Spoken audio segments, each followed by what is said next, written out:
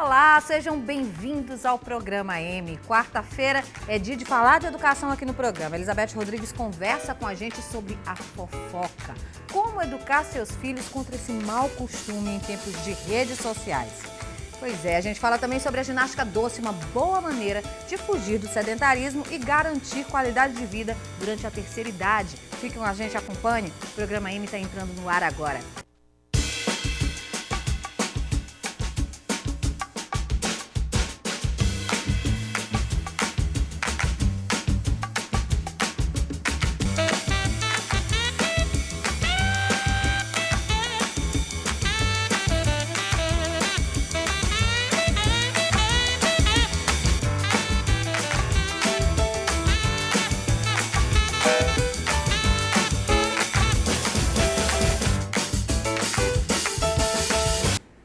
Boa tarde, eu sou Paula Veloso e o nosso Programa M já está no ar.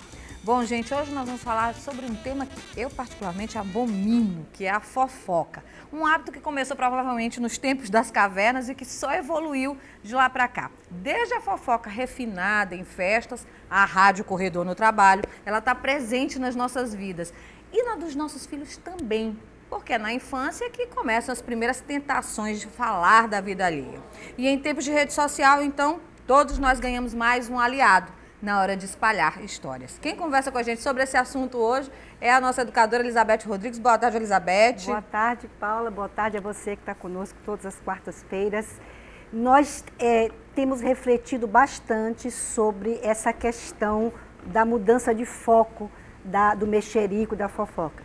Quer dizer, nós sempre estudamos no sentido de que a criança, quando Freud organiza os estágios em que a criança passa, oral, anal, latência, fálico.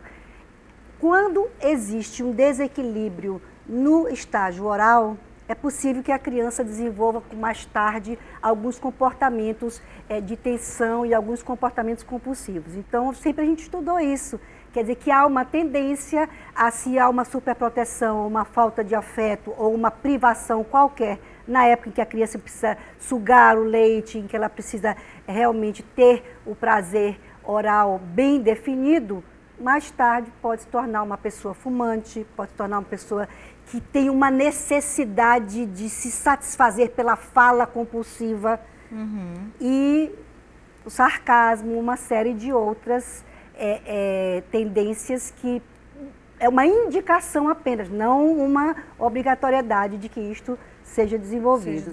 Né? Inclusive, aquela questão de que, fora a parte psicológica, tem a parte social também da fofoca, que é justamente o momento em que você detém uma informação e você quer usar essa informação para se fazer líder, para exercer influência, para consolidar os seus laços, ou mesmo de forma a sentir uma certa satisfação em que a sua família não passou por isso, que é a família do outro, que você está melhor, é superior.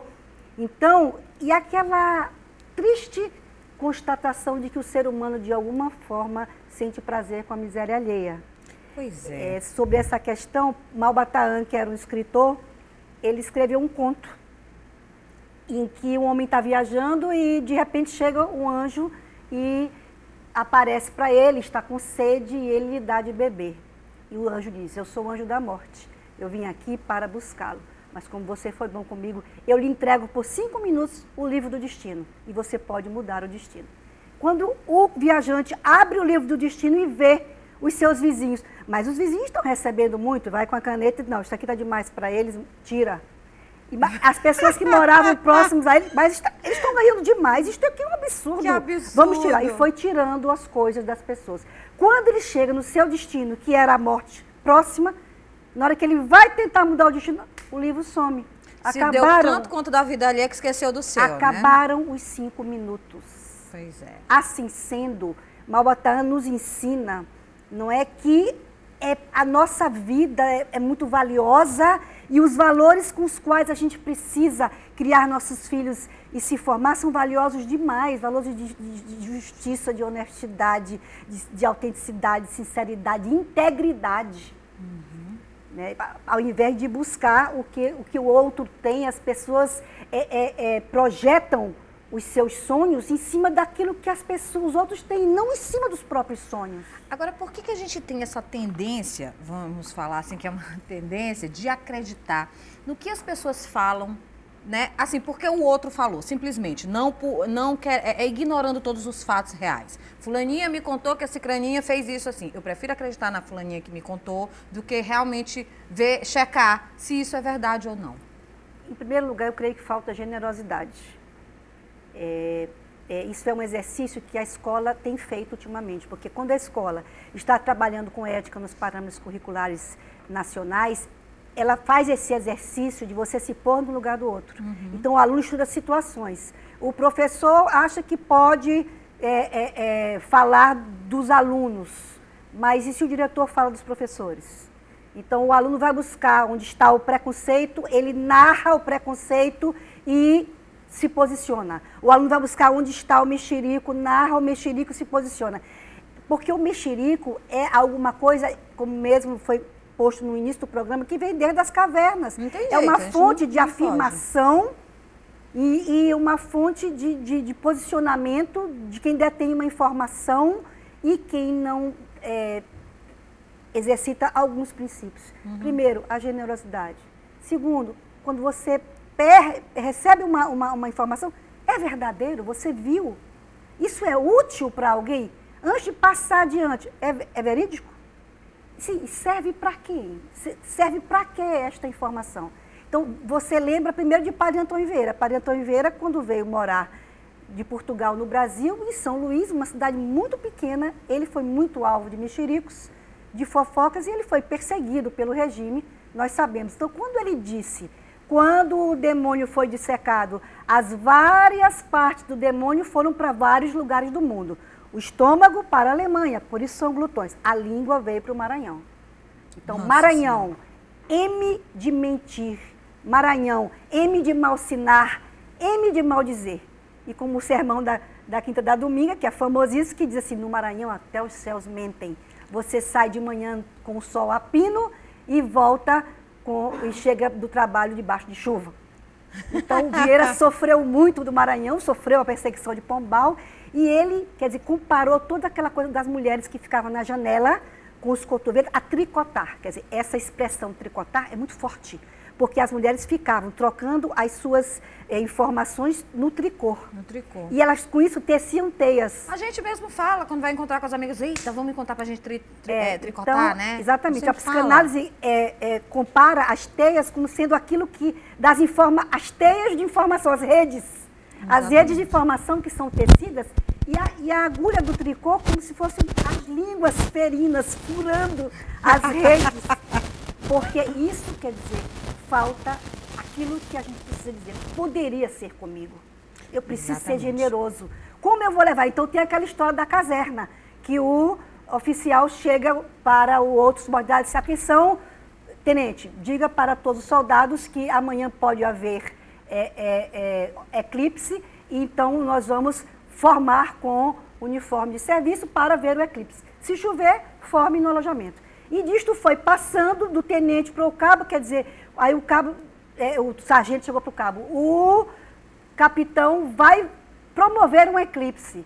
Então, agora todos têm que ir com uniforme de caserna e formar no alojamento, porque pode chover. Aí, quando chega já no cabo e entre os soldados... a conversa já é outra, completamente diferente. O eclipse de amanhã vai dar umas explicações para o capitão. Portanto, vamos formar no alojamento, porque a chuva vai prejudicar o sol. Quer dizer, então a primeira observação que a gente tem que fazer é que isso é uma realidade. Quando chega para nós, chega absolutamente distorcido. E pode ter alguma verdade? Pode. Então, eu tenho que ser generoso. Poderia ser comigo. Segundo, isso é útil para alguém? Por que eu vou passar adiante? Pois é, essa história de telefone sem fio é um caso sério, né? A gente vai para o intervalo comercial rapidinho, eu volto já com a Elizabeth, que a gente vai falar aqui com a criançada, com os adolescentes, né? Essa parte de rede social que é um pouco perigosa, não sai daí.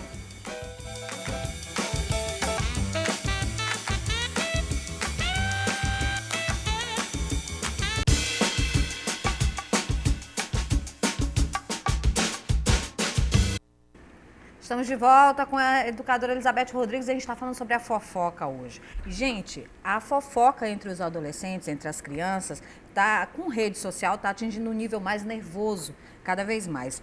Para a gente ilustrar um pouquinho esse assunto que a gente está falando hoje, vamos ver um pedacinho da série Gossip Girls, que mostra um pouquinho disso para a gente.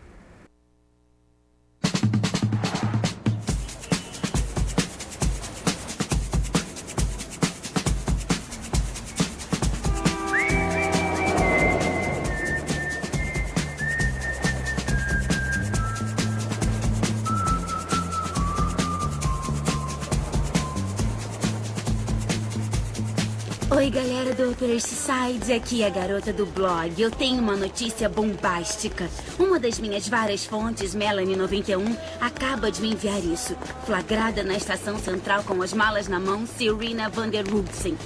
Lembram que há um ano nossa garota sensação desapareceu do mapa misteriosamente para estudar no colégio interno? Pois é, ela voltou assim do nada. Não acreditam? Vejam vocês mesmos. Ainda bem que Melanie91 mandou a prova. Obrigada pela foto, Mel. Trem para New Jersey. Jenny, aqui. Oi, pai. E aí, chegaram? Ah, que saudade. Como é que foi o fim de semana? E a mãe de vocês? Tá bem. boa. Tá numa boa. Tá bem e tá na boa. Na boa, tipo, eu não devia ter deixado Manhattan? Ou dar um tempo no casamento foi a melhor coisa que eu fiz na vida? Ô pai, olha só, eu tô com muita fome. Ah. Vamos pra casa, eu cozinho. Eu vou fazer uma saladinha ótima com mussarela de búfala pra vocês. Vocês vão adorar. Flagrado. Rapaz solitário. Não acredita que o amor de sua vida voltou. Se ela pelo menos soubesse da sua existência. Mas todo mundo conhece a Serena e todo mundo já tá comentando. Imagino que a Blair Waldorf deve estar achando. Elas sempre foram melhores amigas. Mas todo mundo sabe que o namorado dela, o Nate, arrasta um caminhão pela Serena. Pois é, olha isso, né? No instante espalhou a notícia que a outra chegou. Isso reforça a nossa ideia de que é uma sensação de poder. Quer dizer, então, uma pessoa que tem uma vida superficial, que não tem uma vida calcada em princípios sólidos de valores, precisa ser a primeira a noticiar a chegada, porque ela é a fonte, ela foi a emissora. Então, naquele momento, ela demonstrou uma posição de superioridade em relação àquele grupo, porque primeiro deu a notícia. Pois é. Quer dizer, só que esse tipo de coisa já começa a ser visto com maus olhos no emprego, por exemplo. Então, as pessoas já estão dizendo, os currículos admitem, os maus hábitos demitem. As empresas já estão trabalhando tanto na admissão como na permanência. Por exemplo, há um recente depoimento de uma moça que, quando ela foi fazer entrevista de emprego, havia uma dupla. Ela tinha que entrevistar a colega competidora e ambas tinham que apresentar cada uma a outra. Quando a colega competidora a apresentou, disse que ela era uma moça alegre, que gostava de viajar e namorar. Ela ficou arrasada, não tinha dito nada disso. Então, esta moça disse isto para prejudicá-la. Quando ela disse, eu não vou entrar nisto, eu vou ser honesta, e disse todas as qualidades da moça. É como uma frase atribuída a Freud. Quando Pedro fala de Paulo, você sabe mais de quem está falando, que é Pedro, do que do falado, porque a maneira da pessoa se expressar quer dizer se ela é uma pessoa honesta ou não. Resultado, a moça que foi honesta foi contratada e a outra não. Então, as empresas também já estão de olho nos maus hábitos das pessoas que querem se dar bem e, por isso, lançam ou atrapalham a vida profissional das pessoas em benefício próprio. E isso tem que ser passado desde cedo para os filhos, né? Exatamente. Não tem jeito, porque é o exemplo que a gente faz. Se a gente fofoca em casa com a família, se a gente fofoca com a vizinha, se a gente fofoca no trabalho, os nossos filhos estão vendo, e lógico, eles vão inventar a história na escola também. Exatamente. Né? A gente e é é sempre o falta de exemplo. regras e limites.